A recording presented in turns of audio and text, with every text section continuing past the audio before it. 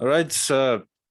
Hello, everyone. I guess we could call this another one of my podcast episodes, but this time I guess we could call this one of the special edition episodes because I am currently pretty disoriented still because I just literally just woken up. But I think it's worth it because today I'm joined by Nate Quarry. Hello, Nate. Thank you very Hey, much for joining me today. And my pleasure. uh, to those who may have this is going up on YouTube and all the podcast networks, and it's going to feature your name fairly prominently there. And if some of the listeners who came here uh, uh, purely because of Nate are wondering who the hell am I? what who is this guy with the goofy accent? I am Iggy of the Fight Site, and if you're wondering what the Fight Site is, and if you've never heard of us, we are primarily a combat sports analysis website. We provide combat sports analysis, and we talk about all the technical, all the nitty gritty technical stuff that happens in fighting, and we break down fights. But nevertheless, we are very outspoken about our position, which is I should say, I think my editor would not disagree with me when I say that we have a fairly staunchly pro-fighter, pro-consumer, well, pro-union stance, and all of us pretty much think that Dana White, he's a bit of a bastard, you know. So, and so it's appropriate that I think it's appropriate that I've decided to invite Nate Quarry for this discussion, and this topic discussion is well, the MMA community overall, and it's the current climate within the MMA community, and the problems with it, and what needs to be done to improve. And because I mean, as much I think some fighters uh, would like to be less dependent on the MMA community and their perception within the MMA community. Still, it's kind of a fact that fight fans make the whole world sort of spin, the combat sports world, and the UFC kind of tries its best to spin narratives and push narratives that would kind of make a fighter's life not that uh, they make a fighter's life pretty difficult on average. I think we can both agree on that, especially with their marketing campaigns and promotion campaigns, and the way that Dana White in particular seems to like to constantly imply that fighter A doesn't want to fight fighter B because he's a pussy or whatever, and that's why he said, like, the most recent example, the interim heavyweight championship fights, Cyril Gane versus Derek Lewis, basically set up in order to put pressure on Francis Ngannou and this whole almost a smear campaign on Francis Ngannou and the character assassination that they were trying to do. Francis Ngannou, the professional fighter, the heavyweight champion of the UFC, who supposedly ran to Africa, to his home, to avoid fighting the new heavyweight contender that they have, the hot new prospect or whatever. So to enough, I guess that's enough of me prattling on. I'm sorry, I'm not very experienced in doing interviews, and I mostly only record podcasts solo or with colleagues, so it's kind of like it's a I tend to be pretty rambly. That's basically it. So, Nate. It's all right. Take a deep breath. We'll just consider it a conversation between two people talking about a sport that we both enjoy. So Yeah, lead us off. Do you have something you want to ask me about everything you talk about? yeah. Essentially, I just after I already gave a brief outline of pretty much the theme of this discussion, and so you're since you're pretty experienced with well in both both in the cage and outside of the cage with when it comes to interacting with the MMA community, what sort of climate the MMA community tends to have in general, and like what are your like just preliminary thoughts overall on the situation within the MMA community? How would you, I guess, describe the situation within the MMA community and how it relates to fighters specifically? Well, it's really like any community, any fan-based group of people, whether it's baseball, basketball, football, whatever it may be. The MMA community is the exact same. You have the fan base, you have some that are more casual fans, and you have some that are hardcore fans that live and breathe it. It's their entire life. I can honestly say no one has ever been rude or unkind to me in person. And Mhm. that's generally the way most fans are across the board. Uh, where you have the rude, disrespectful fans is always online.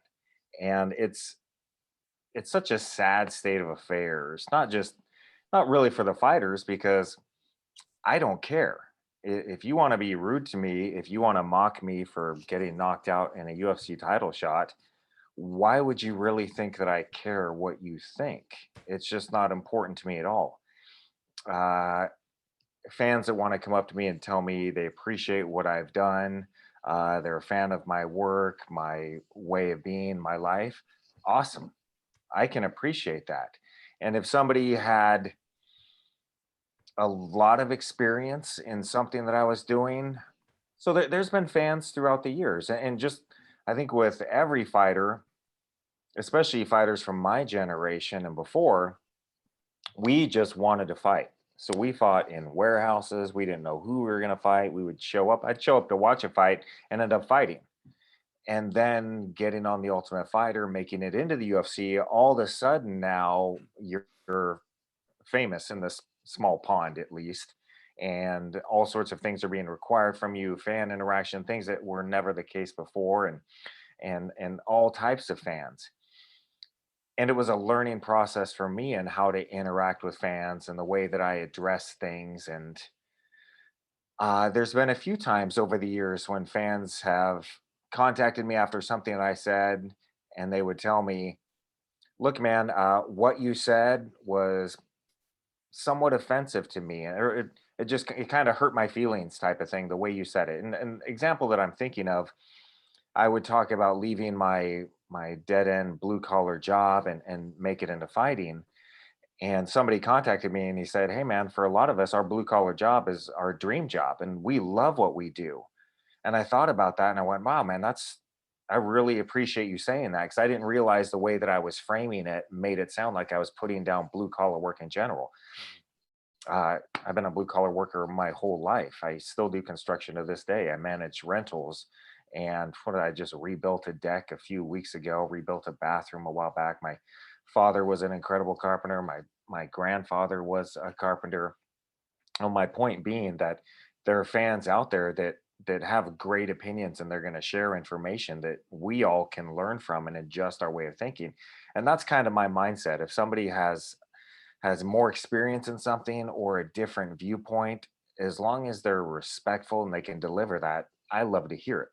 And even on my Twitter exchanges, I'm very opinionated on Twitter. I talk a lot about politics. So for everybody that follows me, expecting me to be watching the latest UFC and talking about it, I'm much more interested in politics these days because it's such a fascinating thing to me. And I'll interact with people on politics, and sometimes they're just rude idiots that Yeah. don't have any facts to back up their opinion at all. I can see that it's completely fear mongering and rage bait is where they're coming from. And those people, I'm just like, yeah, I'm not going to listen to you. And then somebody will come in and say, "Hey, I appreciate your opinion. Have you thought about things from this perspective?" And I can say, "Oh, I haven't, but thank you for sharing that." And what I'm getting at is, for us fighters, a lot of it is just kind of learning as we go along how these things go, and then seeing that there's so many more great fans who are respectful, who appreciate what we do and have done. And then there's always going to be a few of those outliers that are, for lack of a better word, just assholes. And my response to them is always the same, because we'll be talking about increasing pay, taking care of the fighters. And this always kind of amazes me. And this just happened today, in fact, or over the past week. Scarlett Johansson is battling with Disney over the Black Widow movie. Oh yeah. And Disney put Black Widow directly onto Disney, and her contract was she gets a percentage of the movie theater ticket purchases. So because Disney went behind her back and did that, she's filing lawsuit to get the compensation she's owed. So Disney then comes out and says, "Oh my God, Scarlett Johansson's trying to take advantage of poor Mickey Mouse in the time of COVID. It's such a tragedy." And People you have do all like these people, people do like to defend Disney a lot, and and that's what's multi-billion dollar so corporations. billions and billions and billions of dollars.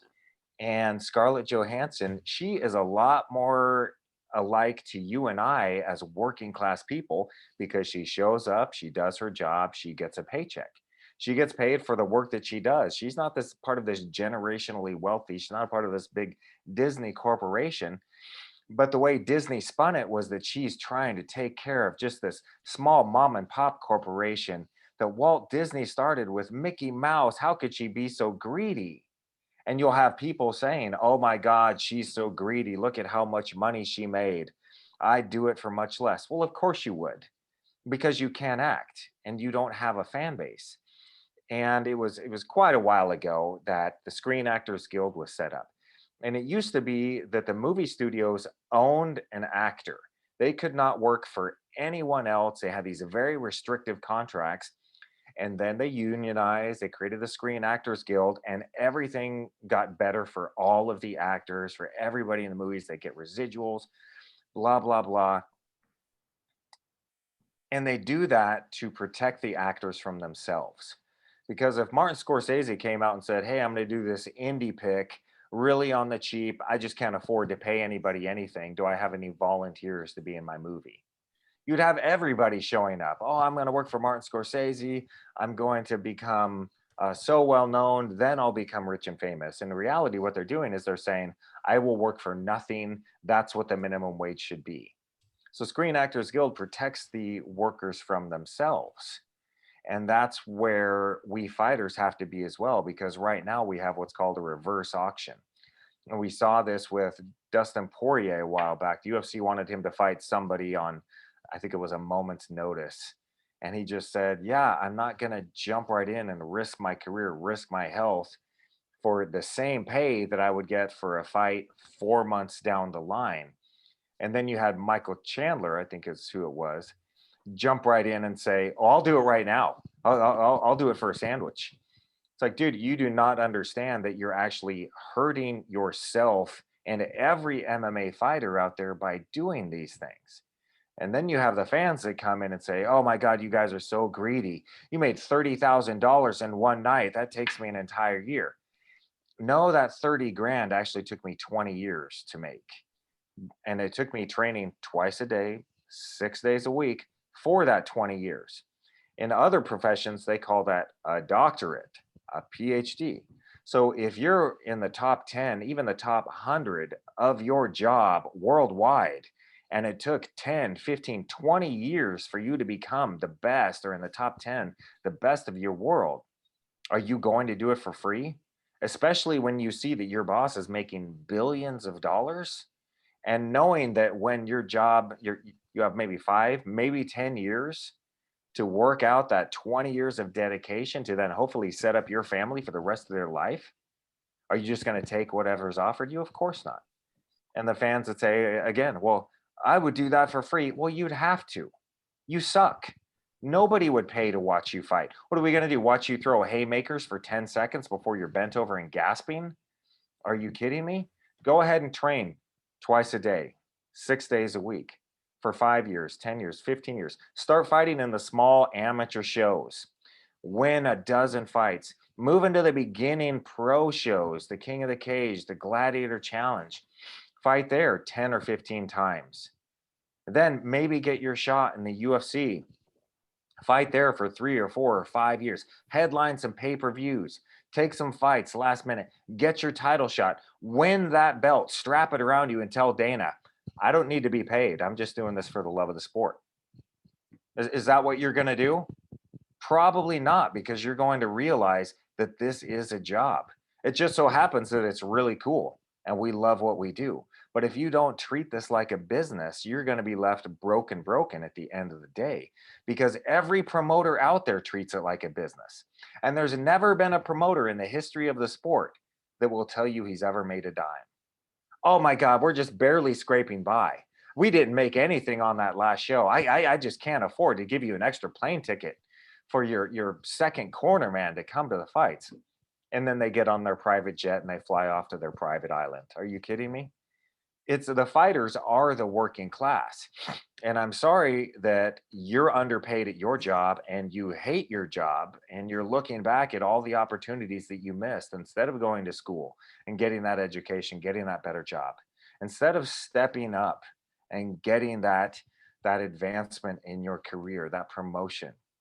Now you're 30, 40, 50 and you're looking back at a career of wasted life, a legacy that means nothing. And now you're looking at these fighters living your dream that you never had the balls to step up and take to fight for. Don't blame us. Don't take that out on us. That's all on you, man. And I'm sorry that your life has turned out that way. Maybe it's not too late to change it.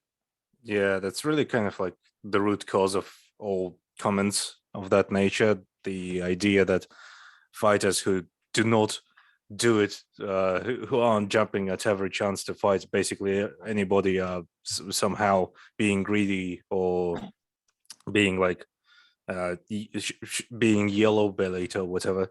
Like, Well, and let me this. ask you this. So let's say you're a painting contractor and you paint houses.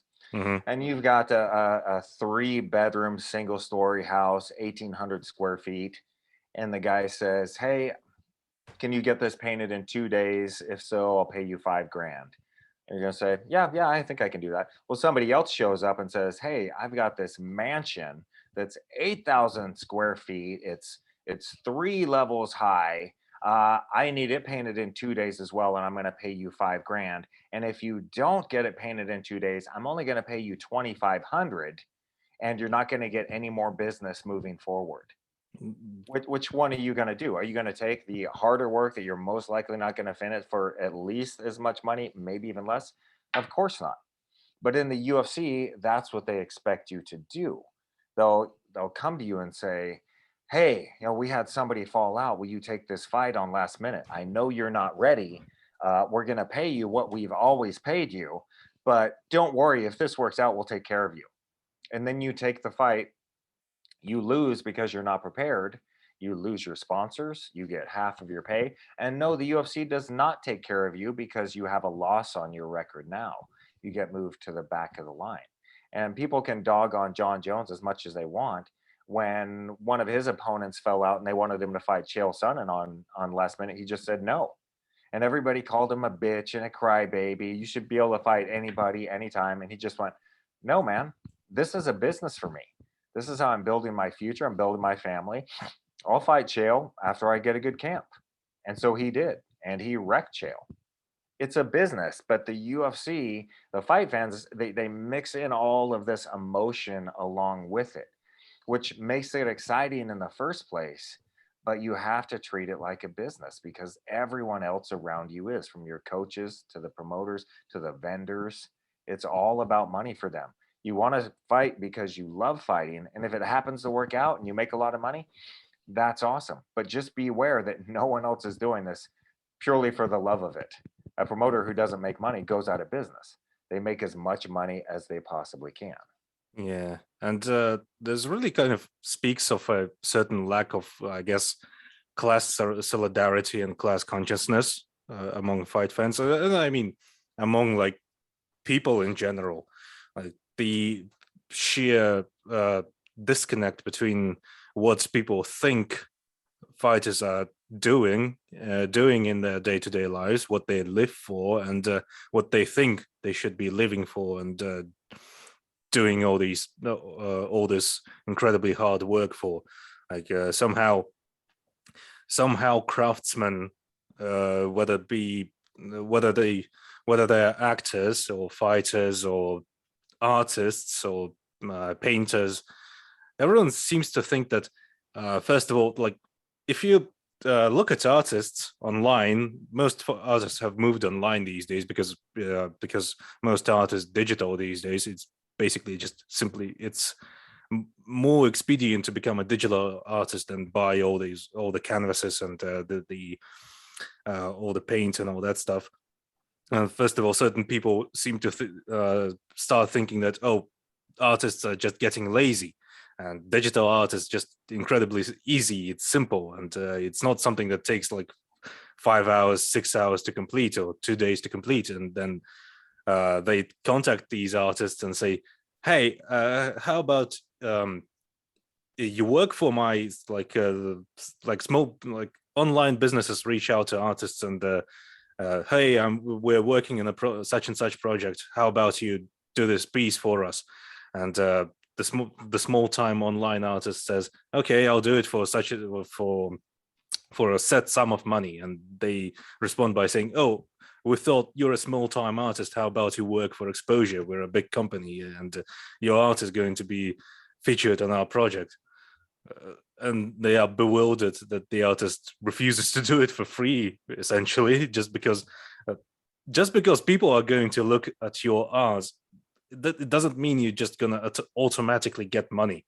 You have to actively fight for it, and it's the same in any industry, and fighting is no different. But since and also there's just a lack of understanding of how much money actually goes into preparing for a fight and how much money goes into, well, repairing yourself after a fight, because a lot of the money that fighters receive just basically goes into covering the medical bills, and they have to pay their coaches, and in the end a lot of fighters who fight on say the UFC undercards week after week after week, a lot of that money uh, goes into.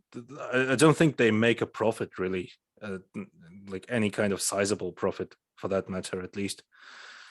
No, So, the only way I was able to make it to get where I am today is through sponsors. mm, Uh, yeah, fighting in the UFC, my first fight, I got paid 5,000 to show, 5,000 to win. Second fight, 5 and 5. Third fight, 5 and 5. My fourth fight, this was all in 7.5 months from first fight to fourth. My fourth fight was a title shot, and I get paid $10,000 for that. So I made $40,000 for 4 fights in the UFC that were all televised. One of those being a title fight with being main event at the MGM Grand, headlining a pay per view. And I used to know the numbers. It was something like the gate alone, the tickets were 1.5 or $2 million, and then the pay per view and all the sponsors and everything. And I had my back surgery. When I came back, they so graciously offered me 10 and 10 for my first fight back and my second fight back.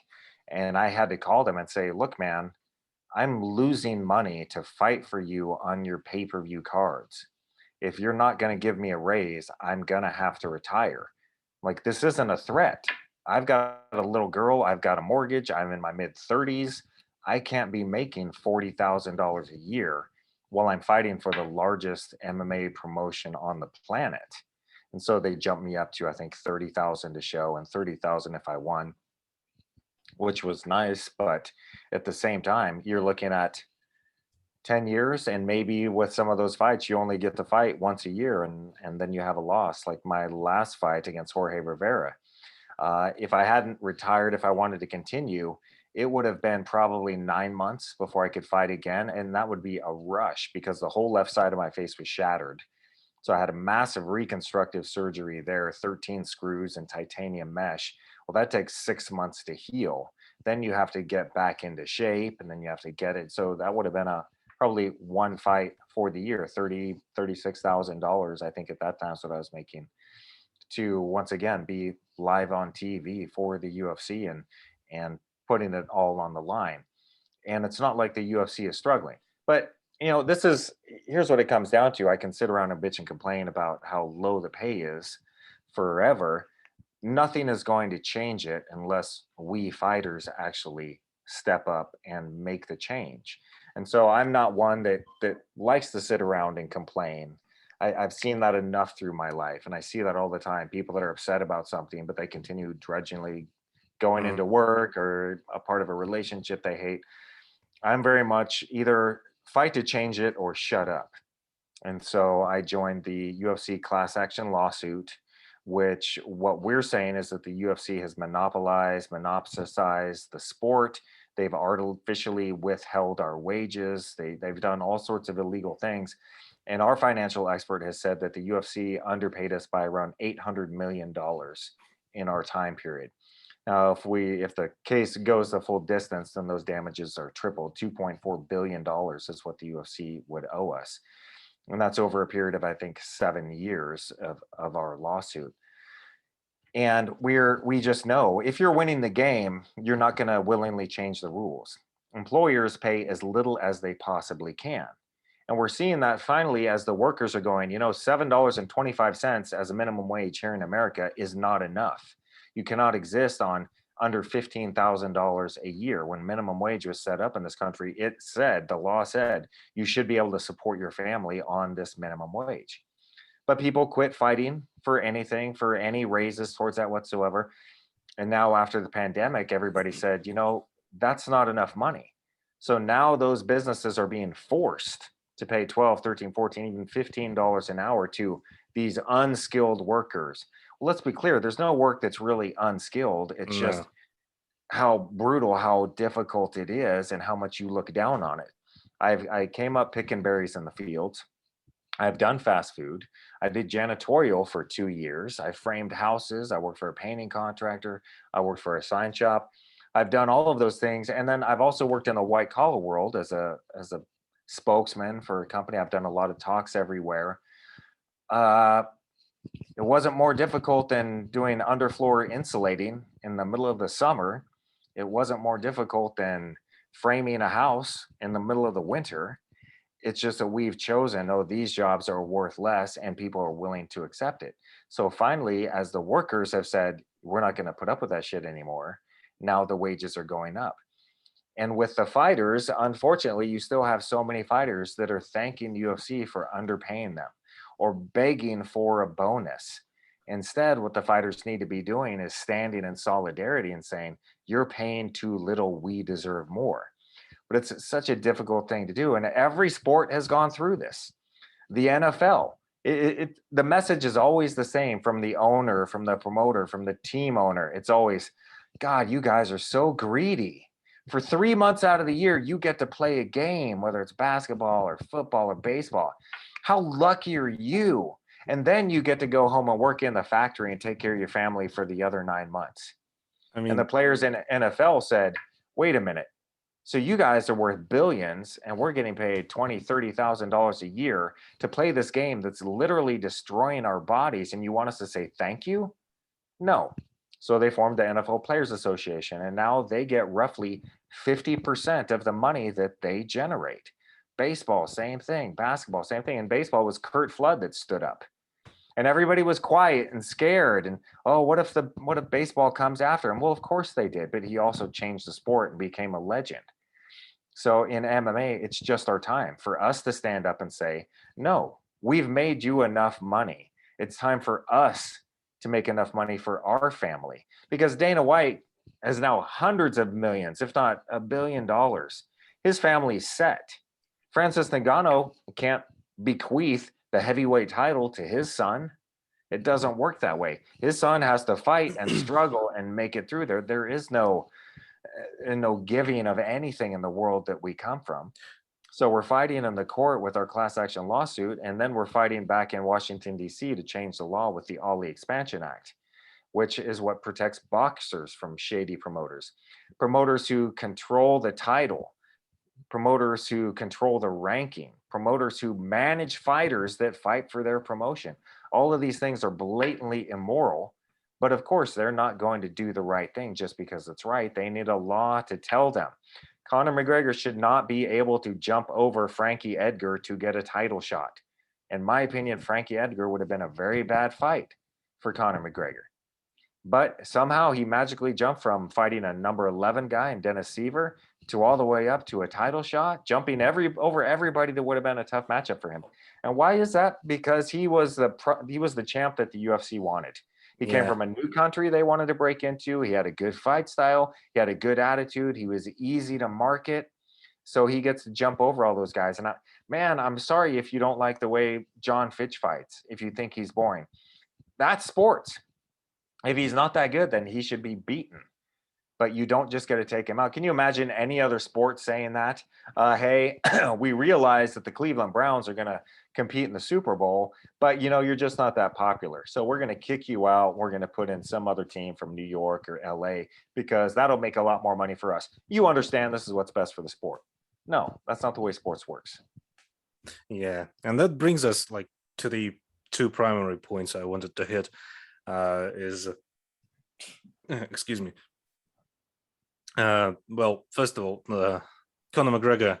Everyone talks about how Conor McGregor brought tons of eyes on the sport. He grew the sport, and that's why everyone should be grateful to him, especially other fighters, because now they're making more or something. And like, first of all, they're not making more just because Conor McGregor is making a lot of money, and second of all those eyes, they're mostly focused on Conor. They're not focused on the sport really, and like looking at the attitude of many of those people, because as you said in the beginning, there are casual fans and there are hardcores, and like the hardcores generally understand what sort of issues are going around behind the scenes and how everything works, and so they tend to keep their comments to themselves, and as opposed to casual fans who just can hop in online, fire off a bunch of abusive personal messages to like hop in someone's DMs and fire off a bunch of abusive messages, and then basically just go away and move on with their day. And but yeah, like where was I going with this? God damn it.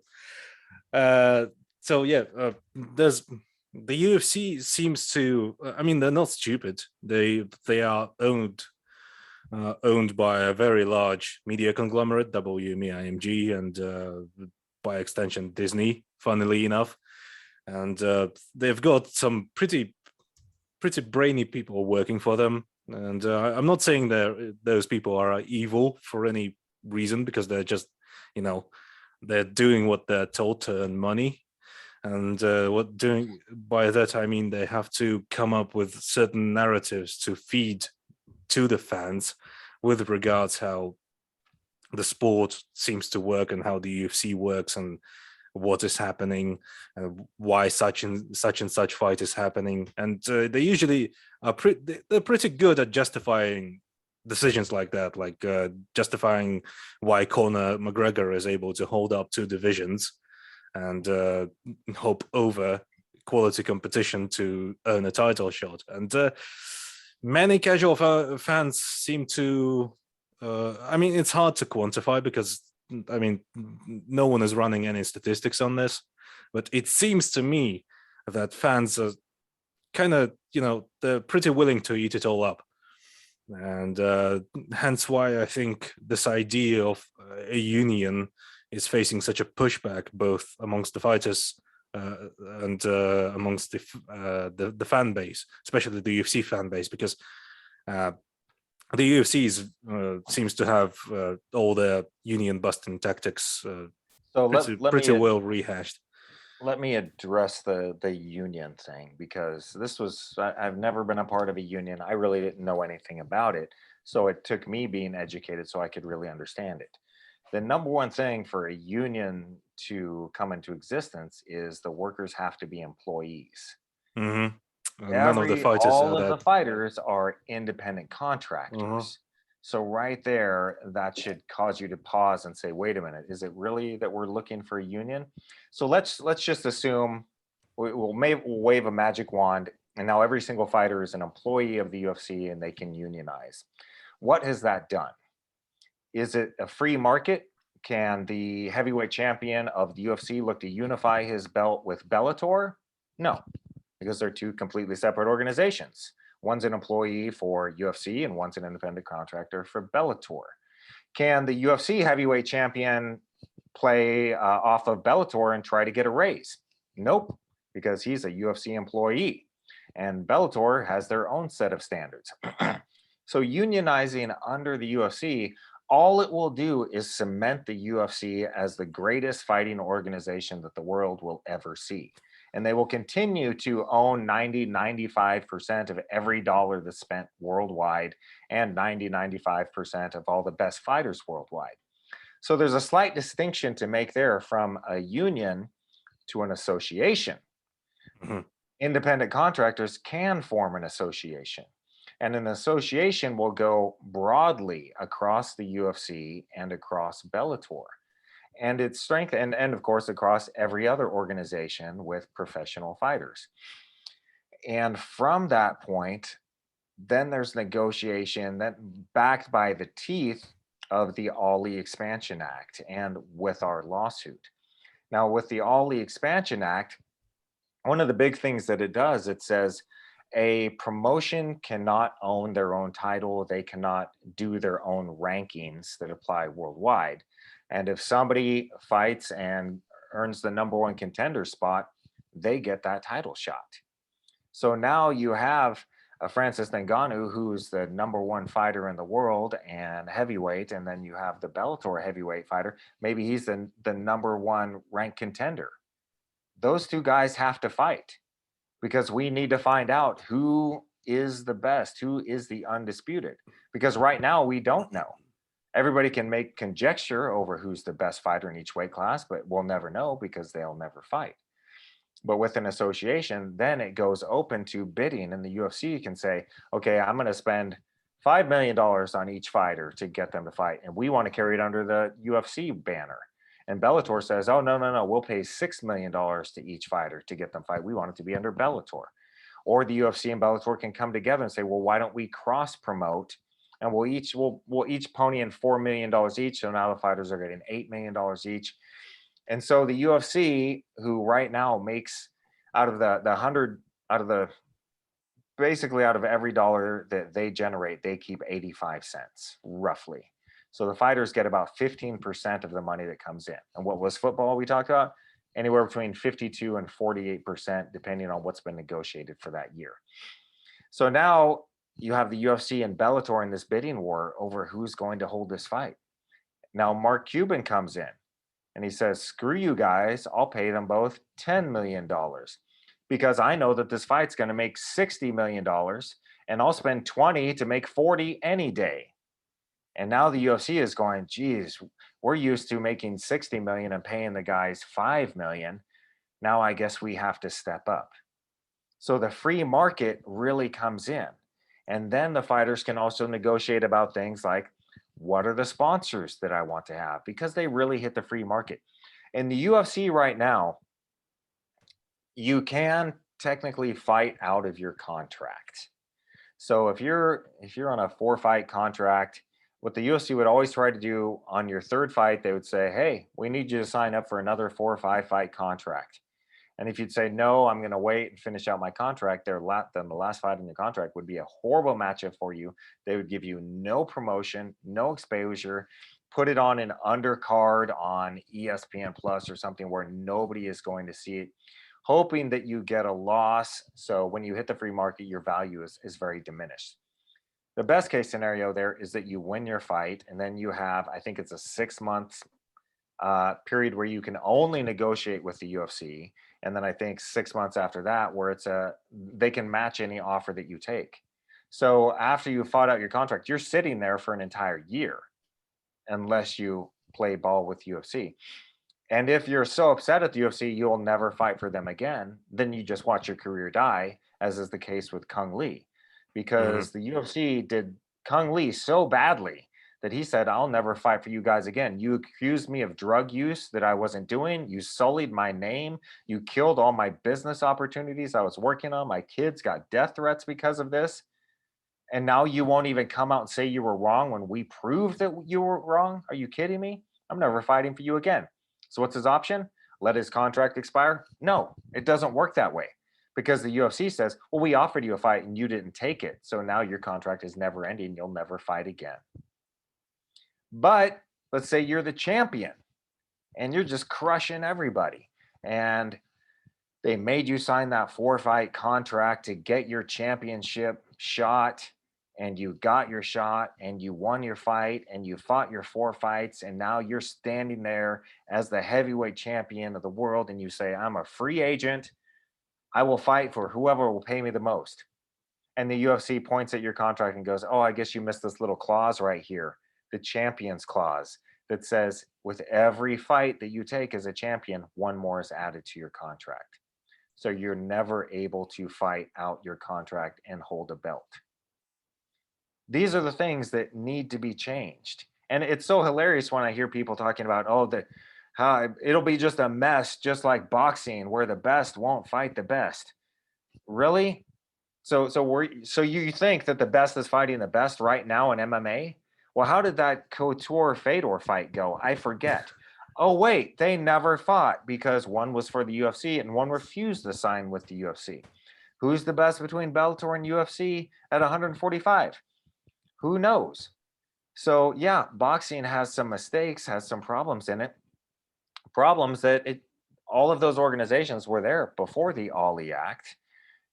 The problems are a lot better now, and the boxers are making a whole lot more money and taking care of themselves.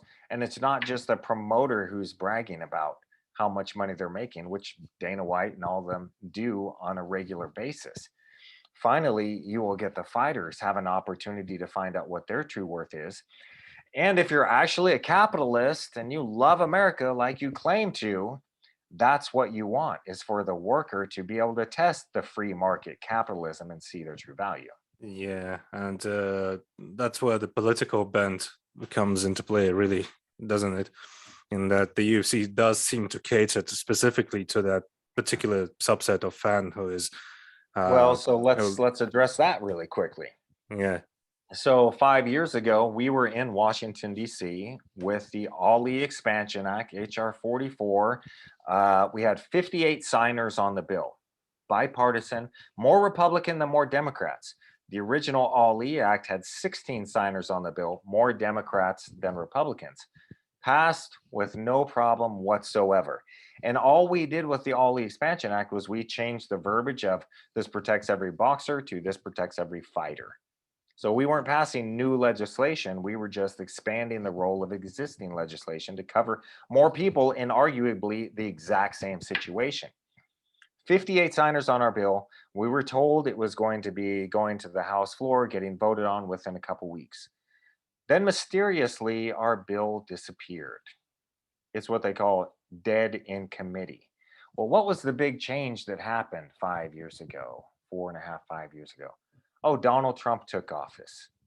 Donald Trump is champion of the workers, who was, my head will explode if I go into his legacy. Let's just say he's best friends with Dana White.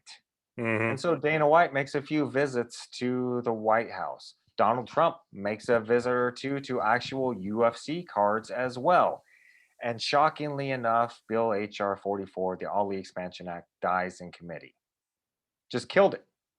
So every time I see these UFC fighters standing arm in arm with Dana or with Donald Trump, I just want to shake my head and go, do you have any idea what you're doing? Yeah, you think you're making a lot of money because you just made 40 grand on that last fight and you come from poor working class. And for you, that's a lot. If you give a starving man a crust of bread, he will thank you for it, even if you're the one starving him. You want to talk about Conor McGregor as being the highest paid fighter in UFC history. What did he make? Around $10 million for one of his big fights? And I won't disagree. That is a lot of money. I wish I would have made that much money in my career. It is what it is. It is a lot of money. But is that what the free market dictated his value to be? Well, what did he make as an 0-0 boxer against Floyd Mayweather Jr.? 10 times that? $100 million? So he's getting 10% at the UFC what he got in boxing. So when I see these guys standing with Donald Trump and Dana White and talking about how they're these great captains of industry and thanking them for all their hard work and the big checks they cut them, I just laugh and I go, my God, you guys are so ignorant. You're thanking the guy starving you for kicking you a crumb or two, when he is the one that made sure you are not going to find your true market value, because he stopped the bill, the Ali Expansion Act, from passing. And we'll be heading back this year, now that we have a new change of administration, and working to get that bill passed again so the fighters can find their true value. And anytime you really have to look and see who's opposed to something to see if you're going to be for it or against it. Who's against fighters getting more protection? Promoters. Who are the sleaziest people in the game? Promoters. Promoters. Who takes most of the money? Promoters. And what's necessary for a fight? You need a couple fighters, you need some fans. So fighters can fight anywhere. Fans, if it's a good enough fight, they'll show up. They'll pay $70 to sit at home and watch this fight. But then somebody comes in, this promoter, and says, hey, let me rent the venue and I'll set up the pay-per-view. And for that, I'll just take 85% of the money. It's cool. And because it's been done that way in MMA for the past 20 years, people think that's just the way it is. And it's time for a change, and we're the ones that have to force it to change, and we will. Yeah, and I mean, how do you add? How do you really add anything to that statement? But I mean, I guess like there is a certain like crab mentality in the MMA community overall. Like people seem to hate seeing fighters really succeed as a group, as opposed to seeing individuals that are popular succeed, because the UFC are the ones pushing those individuals.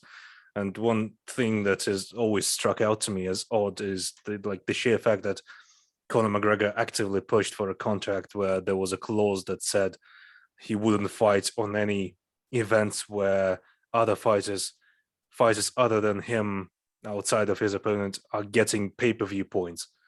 And fans are still like flocking online and saying that, oh, like Legend done so much for the sport, everyone is benefiting from him being so popular and bringing so many new fans to the sport. And pay has gone down for fighters. Yeah.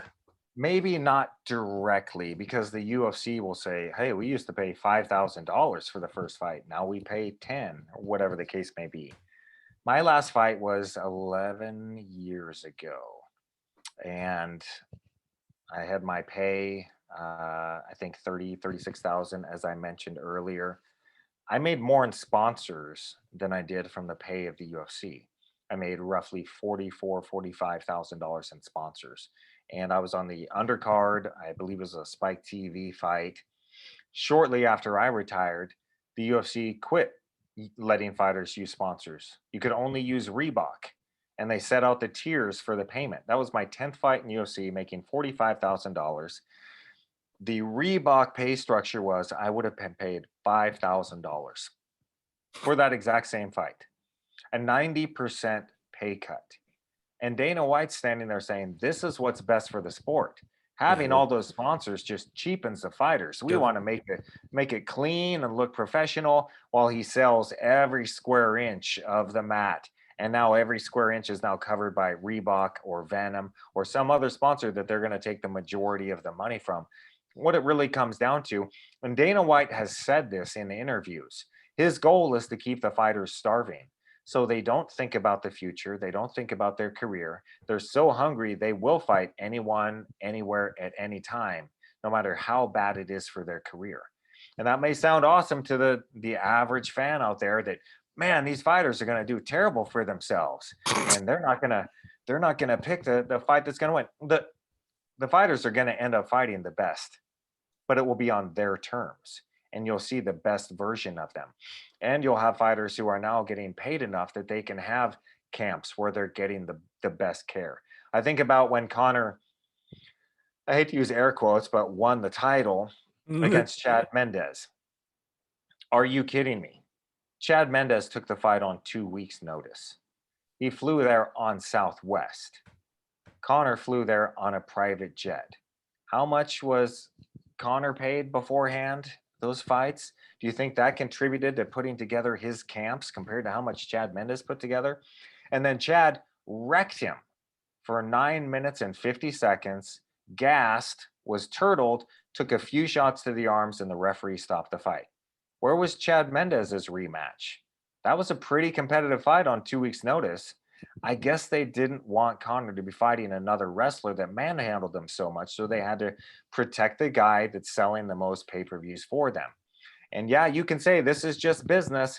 Sure, but it's not sports, because that's what sports is all about. I'm sorry if the most popular team didn't make it to the NFL. I'm sorry if the most charismatic fighter didn't win the championship. If that's how you want it to be, go watch pro wrestling. They have it all scripted out. They know who's going to win, the most popular person. They have their speeches already. In sports, sometimes the guy that can't string two words together and has no personality holds the belt because he's the best. And then it's someone else's job to come up and take him out. In sports, it's where the best is really supposed to shine. And we don't get these games anymore of manipulating the rankings and the pay structure and protecting one fighter so they get their title shot and the promoter makes the most money. And it's always been really funny to me when that is so backfired with the UFC, when they'll choose somebody that has this great look and this great speaking ability, but they can't fight their way out of a paper bag. And they throw all sorts of money at them. They're getting paid 5 times what somebody else with the exact same record in the UFC is getting. And they just can't make it happen because that guy sucks. He's not that good. Let the fighters come up and you would be amazed at the stories that come with them and the fan base that comes as well. But for the UFC, and this has been the way it's been for a very long time, the UFC is the product. The fighters are just a necessary evil. And you'll see this over and over again. Somebody who thinks they're best friends with Dana White until they lose the championship, until they're on the downward slide. And then Dana no longer returns their texts or phone calls, messages. Hey, why am I And fighting on the undercard? He never hears back. And then all of a sudden they realize, oh, I was just another cog and I would have been doing better. Literally doing better, serving him drinks in a bar than fighting for him. Because Dana White's been known to tip his server $15,000, paying more than his fighters, the workers, making him that money, so he can show the world how how gracious he is. exactly. And in Look reality, at that's me. sociopathic. Hmm. Yeah, it's like there's such a cult of personality around Dana White, and he enjoys cultivating that cult of personality. Pardon the pun, but yeah, there's like so many misconceptions in the minds of both the fighters and the fans when with regards to how the sport works. Like, and so many contradicting ideas, like the idea that the UFC is a meritocracy somehow, when it engages in blatant protectionism with certain fighters they would like to see succeed, as opposed to fighters who, let's say, do not speak English all that well, or maybe may have a bland personality, as you've outlined. But and all that in mind, with while like fans seem to think that the UFC is a meritocracy, while certain fighters are given like basically handouts, and then like a very interesting example recently, I think I found it in how Justin Gaethje has been treated, and how Justin Gaethje talked about how he's been treated. Like, he would always played the role of a company man. Essentially, he always agreed to fight, he always fought, and he always put on the showcase, like not showcase, always put on very entertaining Fights. performances. Yeah. Yeah, and after he lost to Khabib Nurmagomedov,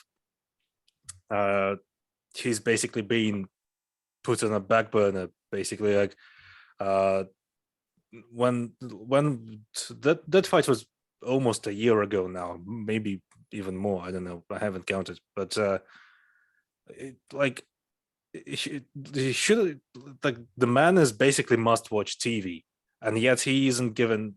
The UFC is not, doesn't seem to want to give him any more fights, and like, why? And the reason for that, I think, is that Dana White and Hunter Campbell and the UFC brass seem to treat fighters losing a competitive bout against the best of the best as some kind of personal affront, especially if they put on some kind of like marketing effort into promoting that fight and promoting that fighter specifically. And how is that fair? Like, under any metric, when a promoter looks at a fighter losing a competitive bout, an actual fight where anything can happen, you may be the most skilled fighter in the world and still get like randomly sparked out, just out of nowhere. And Yeah. And that's the promoter's playbook, yeah, where you'd be doing a whole lot better if you were just a better fighter. Your mm-hmm. future is completely up to you. And he said that recently about a girl who was so happy she got a $50,000 bonus. She was like, I've been completely broke. This is the first time I've had a surplus of money in years. And Dana White came out and said, well, that's all on her. If she just won more, it wouldn't be a problem. In this sport, you eat what you kill. And it's like, how this sport actually works, right? Half the time you lose. 50% of the people on the card are going to lose. So you can't just say that's on you when the sport depends on half of you losing. And look at the NFL. Same thing. Half of the teams in there lose, and they continue losing, and one continues winning until it makes it all the way to the Super Bowl. And the team that makes it to the Super Bowl, all those players get huge bonuses.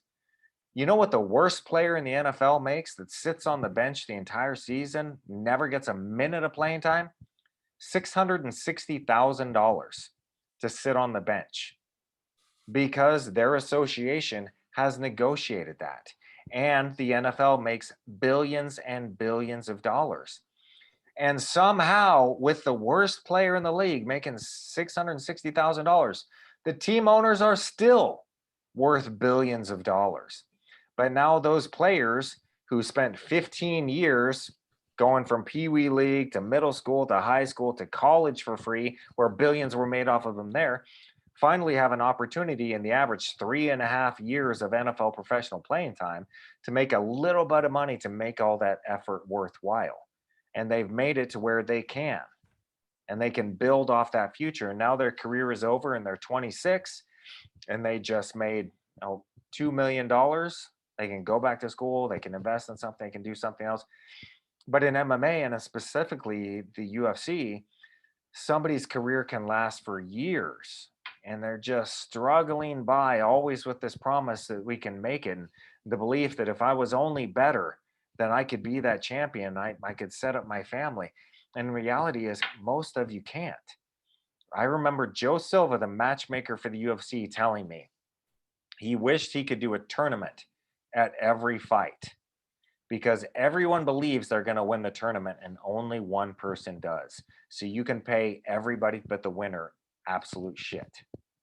Mm-hmm. That was his perspective, not, man, I want to reward these guys for putting on a great fight, for believing in themselves, for believing in the product, for coming out here. It was, no, I'm going to take advantage out of 7 out of 8 of you in this contest, because I only have to pay one of them a decent amount of money, and I don't have to pay the rest of you anything. For the Yeah, same. and then you can market it the winner, like the winner takes all, like such a great story. The Ultimate Fighter contract was the winners, Forrest Griffin, Diego Sanchez, were getting this 6-figure contract with UFC. It was $33,000 over 3 years. You're making next to nothing to be the best, the very first Ultimate Fighter. And then for 3 years, you're stuck in these horrific contracts. It was just ridiculous, but that's the way they spin it.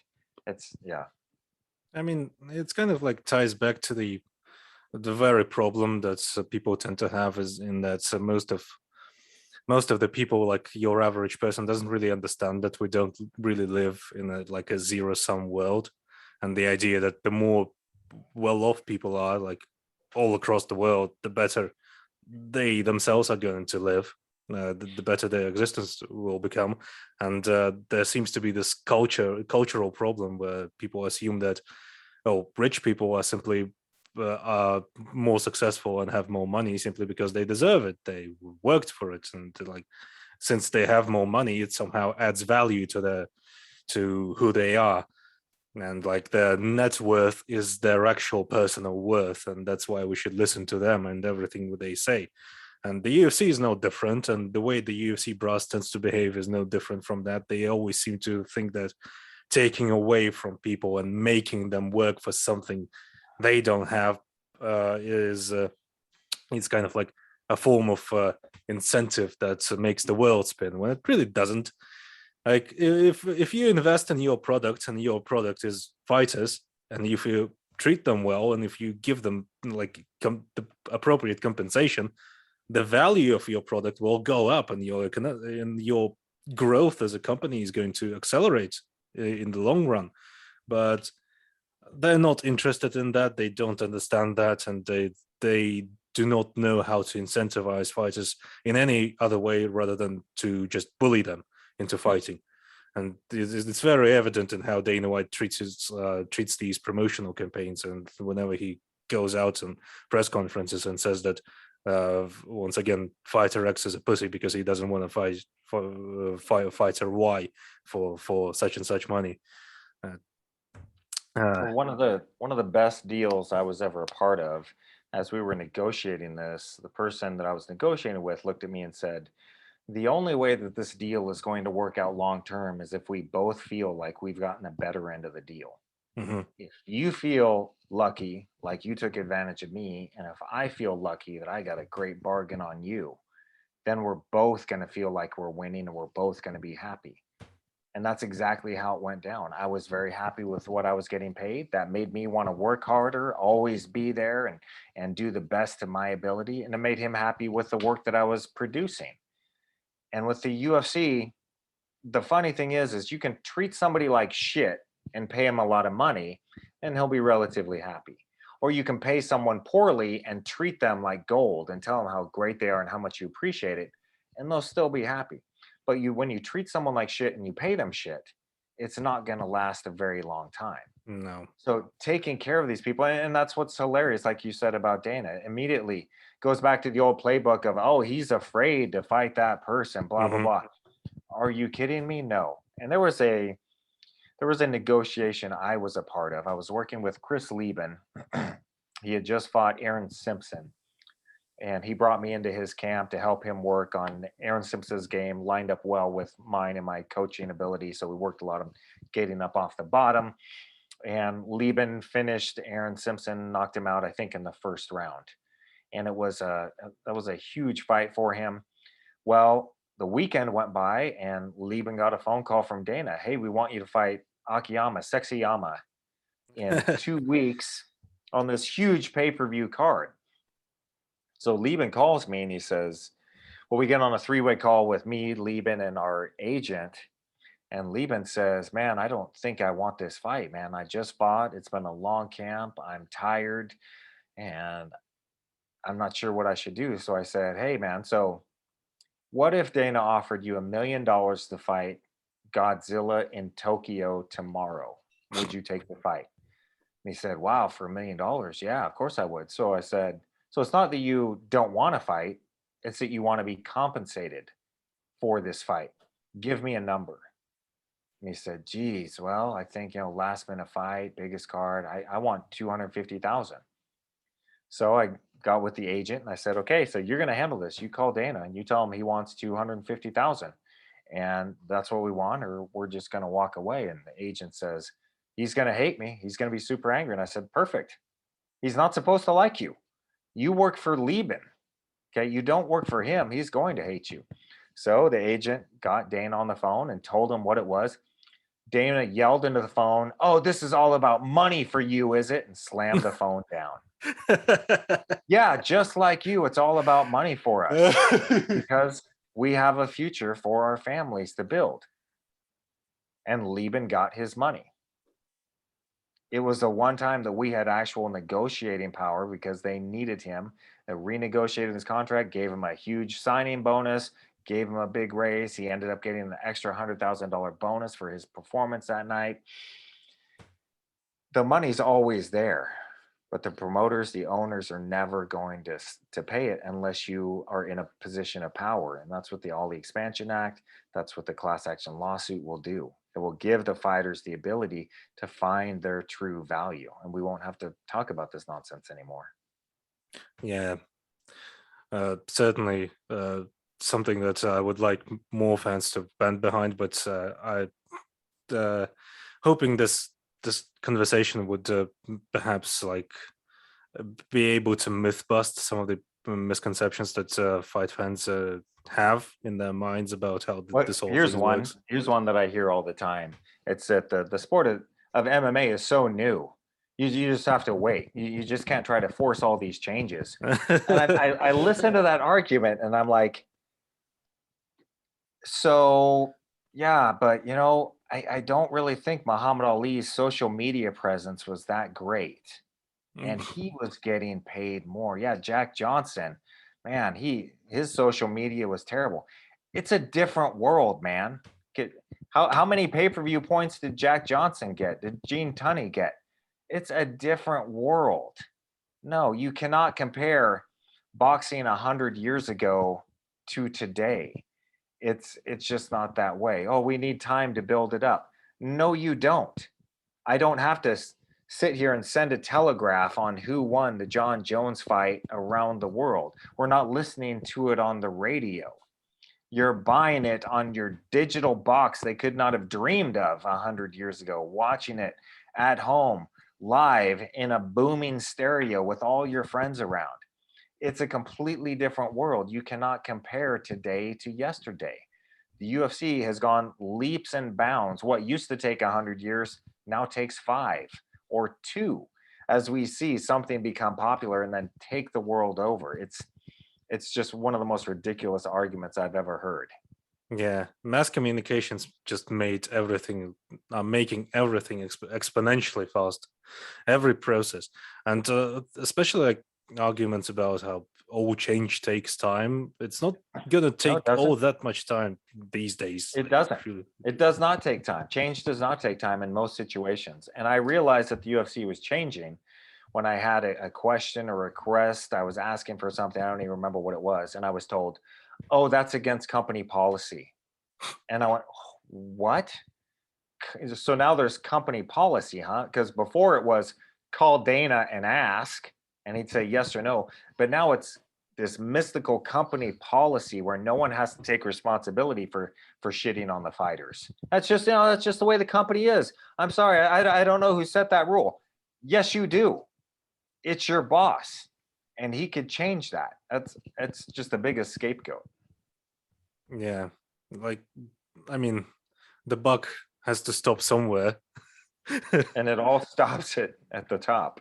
Yeah, It does not trickle down.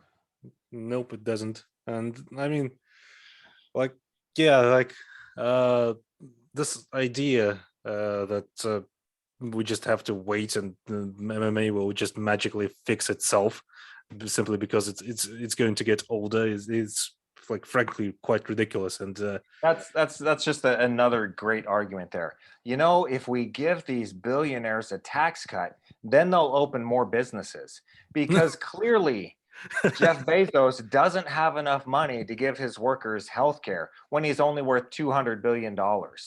If he was worth 250, maybe they could have a lunch break and not have to piss in a bottle.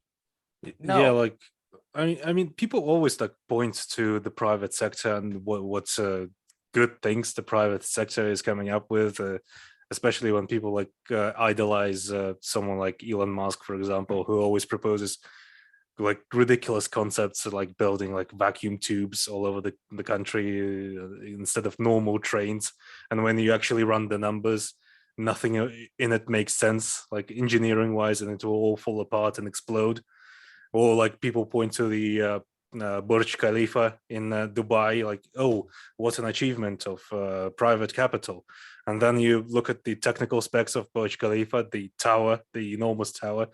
It's not connected to the sewer system, and it has hundreds of trucks running day in and day out, like through the building to take literal actual human shit out of the building because they didn't bother to pay for it. It was a vanity project.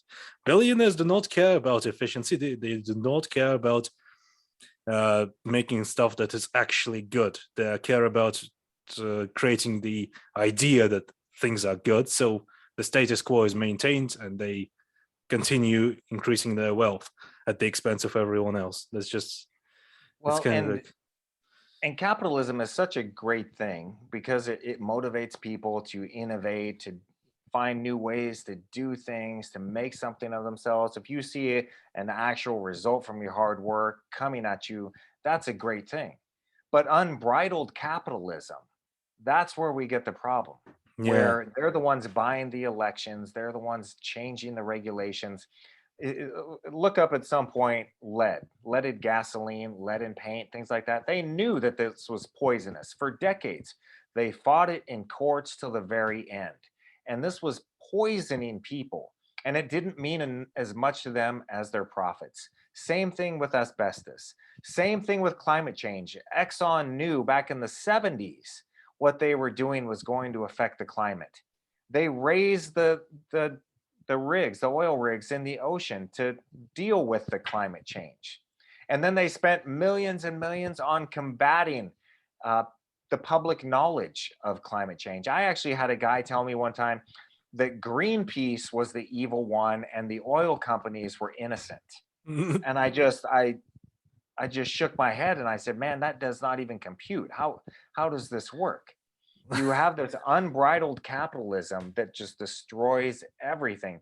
And we're seeing that the whole world is on fire right now. Yeah. I'm concerned about I mean, being able to get water, about having fires burning around our house. What's the world going to be like for my child, for my grandchildren? like there are currently wildfires in Yakutia in Russia, like thousands of kilometers north from here, from where I live. And the smoke from those wildfires reached me down south, thousands of kilometers out. And then, like, when you look around and just how can you say that everything is fine?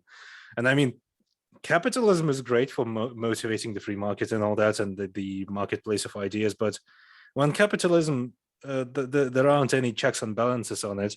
The only thing it's going to continue innovating is how to sell more of the stuff they already have at a higher price without actually making it better, because there's no incentive to continue improving, and the incentive is in challenging that system every step of the way. Yeah. And it's the same with the UFC, and it's the same with MMA overall. But it's kind of the hard concept to grasp, I guess, amongst MMA fans, at least for Yeah. now. So Well, and again, I think it goes back to they look at their life and they say, man, I'm killing myself at this thankless job. Those guys are adored by the fans. They're making way more money than me. They just need to shut up and realize how lucky they are. Yeah, I'll say it a million times how lucky I am. But a big part of my luck was being ready and sacrifice. I've had people tell me it's their destiny to be a UFC champion, that they believe in themselves and they can do it. I had a guy tell me that, and I said, cool, show up to the gym. I won't even put you through sparring or training. I'll put you through one conditioning workout. If you can make it through the conditioning workout and you're still happy, then we'll begin your training. The conditioning workout was it was a tough one, but it was minor, less than half an hour. He lasted, I think, about 10 minutes. And it was just like, oh, I had no idea. No, you didn't, because what we do is very different. I can't show up to your job and do what you do. I would need training. Don't pretend you can show up to mine because you've watched a lot of fights. I spent half of my lifetime trying to become an expert in hurting people with these two hands. That's all I do. That's how I feed my family. That's all I thought about for many, many years. How can I slip this punch? How can I throw a counter punch? How can I knee this guy in the head? How can I hit him with an elbow? How can I snap him down into a choke? How can I switch him into a face lock? Will his jaw pop? Will his neck break? Can I switch around to the back? Those are the things that goes through a fighter's mind all the time. That's all we think about and all we do, all we practice.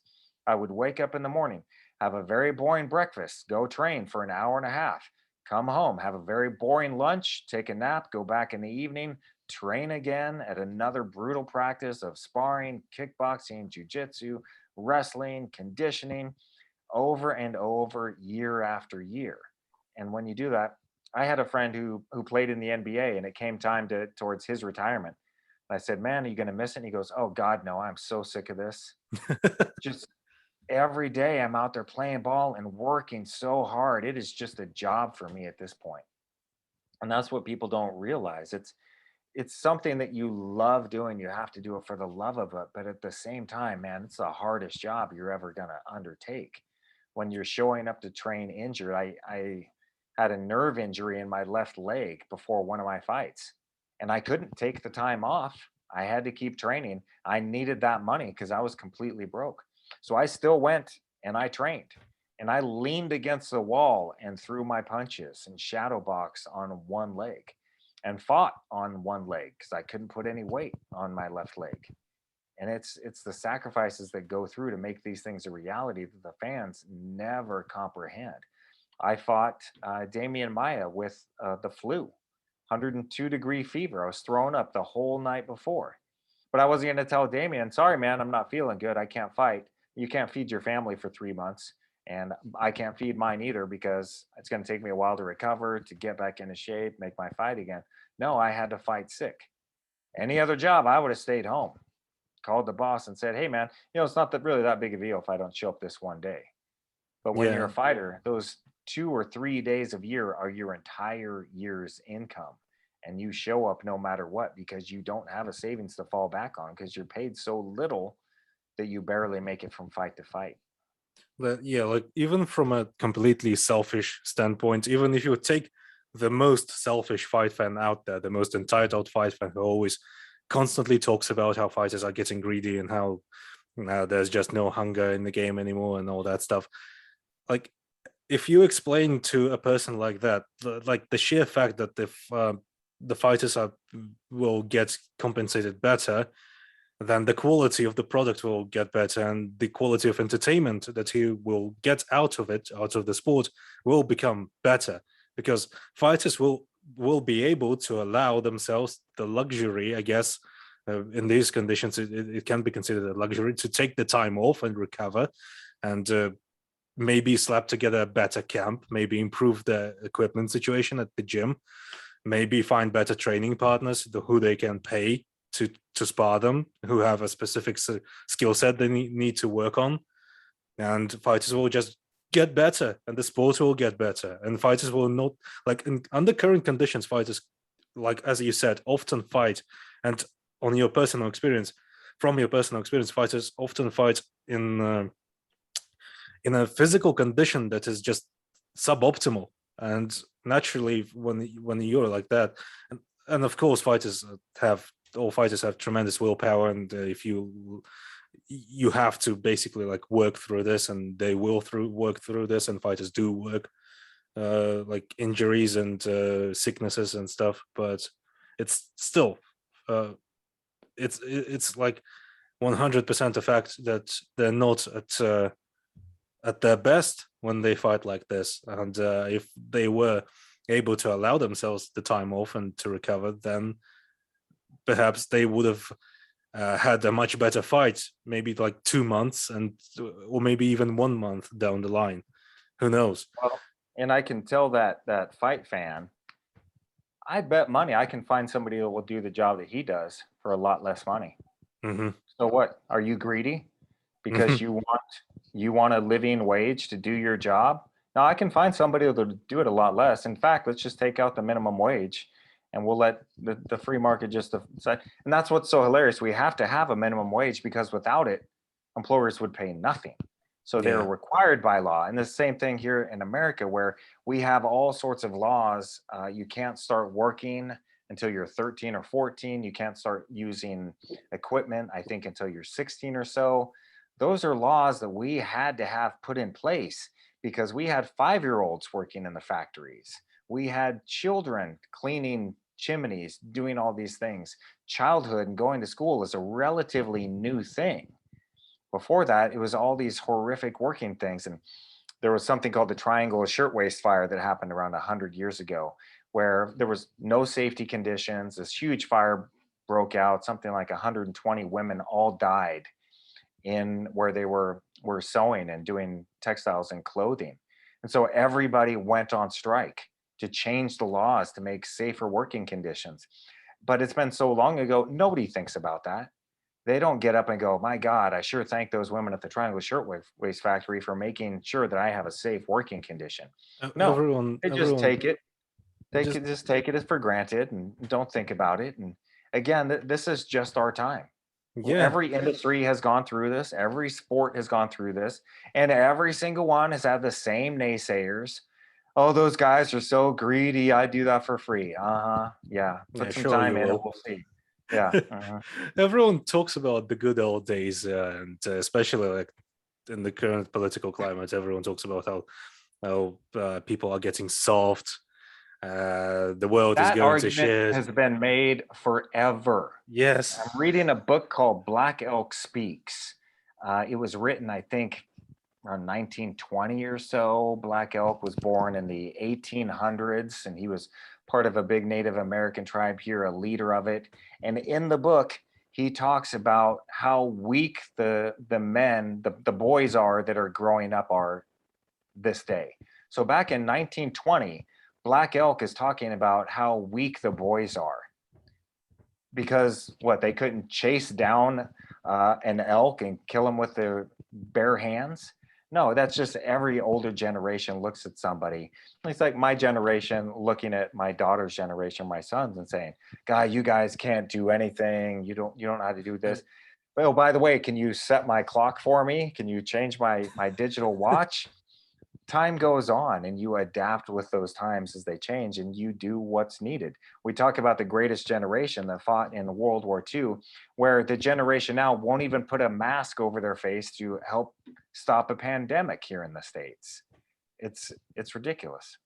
Yeah, I mean, like to illustrate the point even further, it's that I'm 25, and sometimes I look at people, my younger cousins who are like 16 and 18, and I always think about like, man, those boys ain't right, and like, it's just it's a silly irrational thing when you actually stop and think about all this. It's you people don't need to do this, don't need to be able to do the same things you were able to do like 20 years ago, just simply because we have the technology now for that. Specifically, people actually invented that to make our life easier, and just to blame everything on progress, it's kind of like, it's just silly. Yeah. And it's the same with trying to change the conditions, the working conditions everywhere for the better, and MMA is no different. Yeah. Yeah, yeah, it's certainly a hefty topic. Just can't cover it in one go, but I suppose you have places to be, things to do. Yeah, my toddler's been running around and he needs some attention. We got to get dinner started, Yeah, all that kind of stuff. yeah, certainly, like, very interesting. Damn fly. Sorry. Well, before I jump off, let me throw in some self promotion if I can. Yeah, sure, definitely. So it's not available on the website, but it will be very soon. People always ask how they can support fighters. Well, first off, contacting congressmen if you're here in the United States to support the All League Expansion Act, that'll be a huge thing. But going to a fighter's website, buying their own personal shirt, their gear, if they have any sponsors, contacting the sponsors saying, I'm going to use your business because you're supporting the sponsor. And one thing that people can do to support me is I've done a biographical horror story of my life called Zombie Cage Fighter. It is a graphic novel with incredible artwork and storytelling inside. And this amazing team came together to help me make the reality of combat real. It's a 6-issue series compiled into this one graphic novel that we just funded through a Kickstarter campaign and printed. So anybody that wants to support me and my journey and my family's can go to zombiecagefighter.com and order the graphic novel. It should be available fairly soon. Just bookmark it for now. Yeah, uh, definitely. Uh, and also, I guess, to run a bit of my own self promotion, because I'm contractually obligated to do that. There's actually no contract. I'm just working for a friend. But either way, uh, the whole website wouldn't function without Patreon support. We rely exclusively on donations to continue functioning, and continue creating content. So I guess we're both dependent on people's generosity in a sense. And yeah, go on fightsite.com, read our articles, and go on Patreon, fightsite.com to support us.